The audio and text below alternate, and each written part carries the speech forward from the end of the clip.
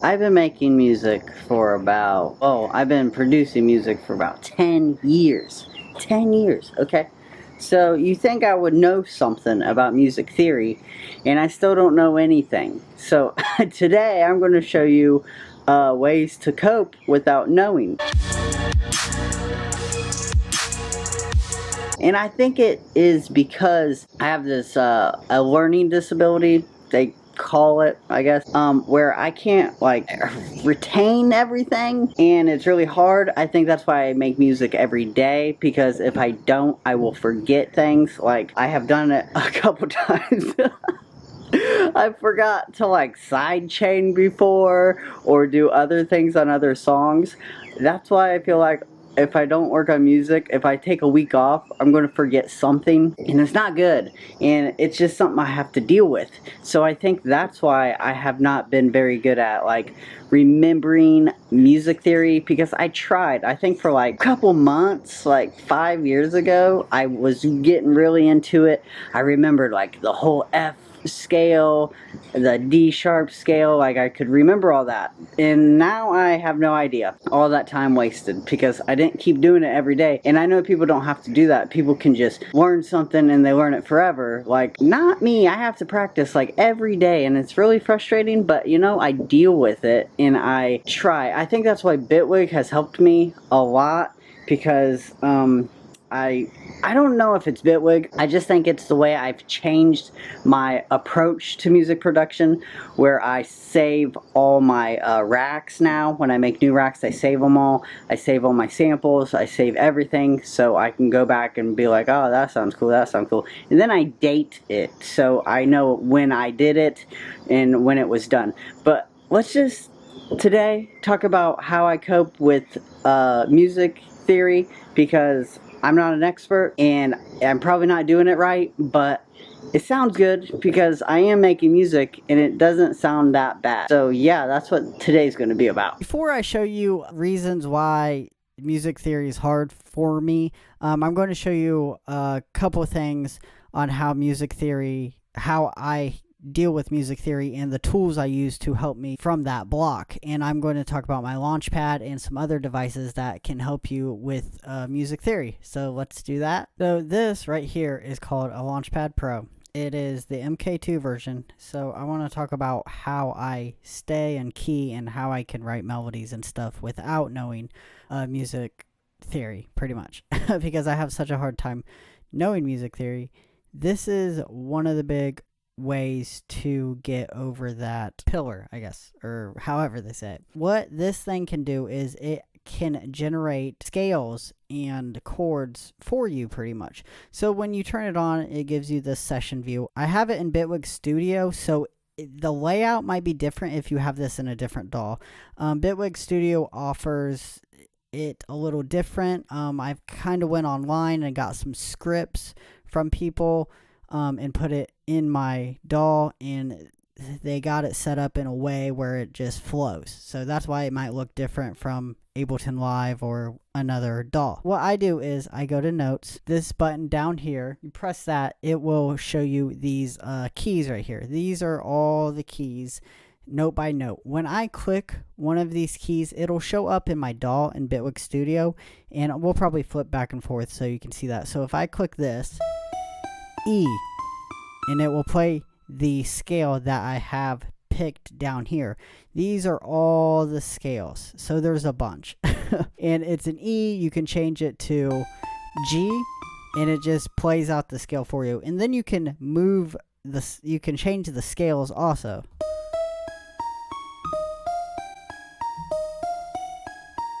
And it will tell you the scale name, and it's really, really cool. So after you do that, you have a couple different layouts. You have this, which I never use. This is pretty much for drums. This is the drum pad machine. Like, you can have different groups for your drums, like in Ableton. BitWigg Studio does it too. This is a pretty cool setup. This is like a piano, but it gives you different octaves. So like that's 1 octave, 2, 3, and so on. So that's how that is. This is the setup I use. This is called the Line 7 layout. and then the one we were just at was the piano layout. So I like the line 7 layout. It's my favorite. Usually what I use. It's cool because all the orange ones are the root. So this is D sharp. These are all D sharp, and they go by octaves, so you don't have that piano feel. And this is just how I like to play it. I make stuff really fast using this layout, and it's in key because it's in a scale, so that helps me out a lot.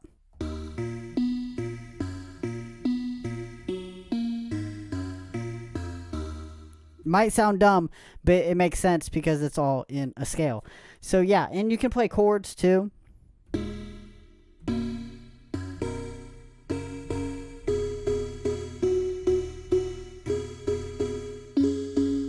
And you're playing it all in that scale. The only downfall is where it gets tricky is, say you're playing chords in this scale and you're like, I wonder what it sounds like in other scales.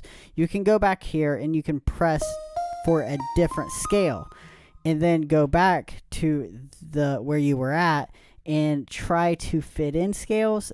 I feel like that's where I'm musically blocked right there.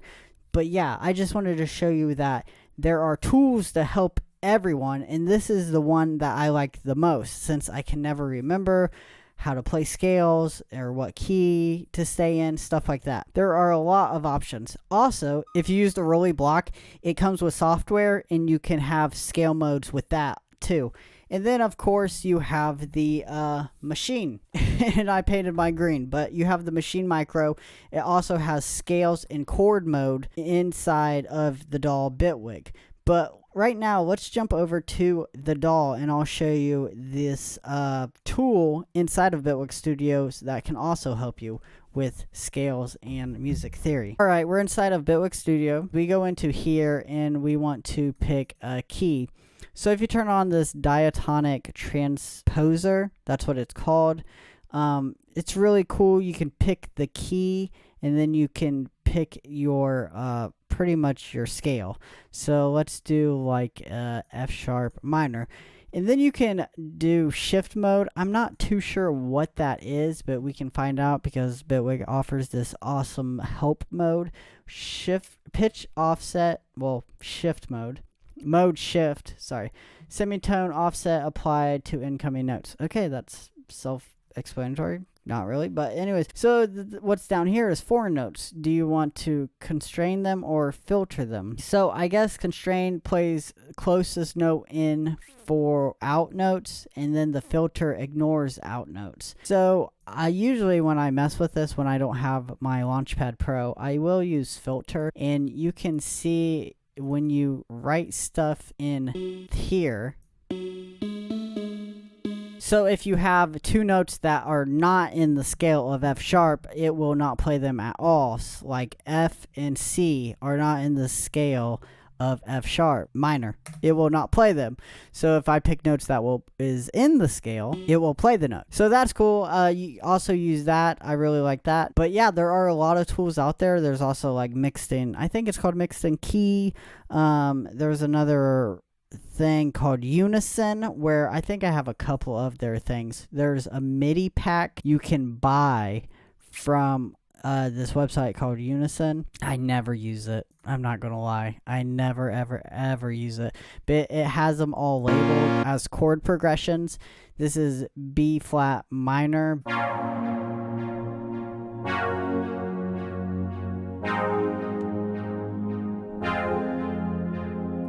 And there you go. I have a really nice chord progression. Let's talk about why I'm frustrated with music theory and how I have not learned much in 10 years. So why you know why I can't remember music theory is because I have that learning disability, and it sucks, but that's my reality, and the Launchpad just helps me out. So thank the Lord for Novation Launchpad. Actually, thank the Lord for all music production companies that have implemented scale modes and chord mode. You have no idea how much that helps someone. Like, it helps me a lot, and I'm so thankful for people that do that. The keyboard.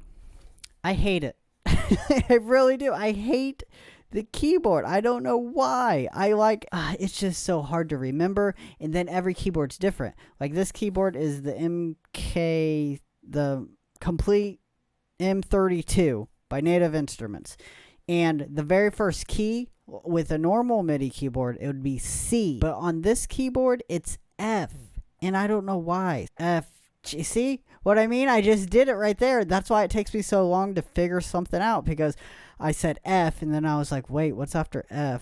And I blanked. So I had to go, oh, C, D, E, F, G. So it's F, G, A, B, C. So then I'm like, okay, this is C. So I got to trick myself into like, okay, so every time I see two little black keys, the left of it is going to be C. So that's how I get that in my mind. And when I always see three black keys, the left of it will be F. So I got that down. I do that. That's easy. So that's F, F, and F. But the notes in between are so confusing. And then the black keys. So it'd be F, F sharp, G, G sharp, A sharp, B, C. But if you go backwards, it'd be C. I don't even know how to do it backwards. So hold on. So F, G, A, B. So this is B. Then it would be B flat. And then F, G, G flat instead of F sharp. Is that how it is? I don't know, because I can't remember. But that's the reason why I have the hardest time with music theory. Music production's fine. It's the music theory part that gets me. It just throws me like, yeah, what the, yeah. That's why I just use MIDI pads. So if anybody ever wants to send me something, hopefully it's a pad. The keyboards, I'm not too good on. I still try. I'm not going to lie. I still try using the keyboard, but it's so hard. Sometimes I'll put in that BitWigg diatonic transposer, and it'll work like that. And Complete also has a thing where you can turn on a scale mode in the Complete plugin. That also has that in there too. So that's pretty cool. But other than that, that's why I have trouble. That's just my story. I'm not out here to like tell you what to do. I'm just telling you what I have trouble with. And that's me. You might be different, but you also might be the same. I don't know. But if you are the same, this is some good tips for you, because I deal with it, and this is how I stay in key with all my songs. It just helps. But anyways, yeah. Woo! Thanks for watching the video. If you liked the video, give it a like, subscribe, and hit the bell to stay notified. If you also have trouble with music theory and you just can't figure it out, there are plenty of options. I've gave you a bunch of them in this video, and hopefully that helped you. And you really don't need to learn music theory, because you can still make music without knowing it or learning it. And I am a prime example of that, because I cannot remember it. To be honest with you, I cannot remember anything on the keyboard, and it sucks. But I love making music, and I will continue doing it this way, because I might be limited, but I am just going with the flow. You know what I'm saying? But yeah, anyways, I'll catch you guys later. Peace. Bye. Access denied.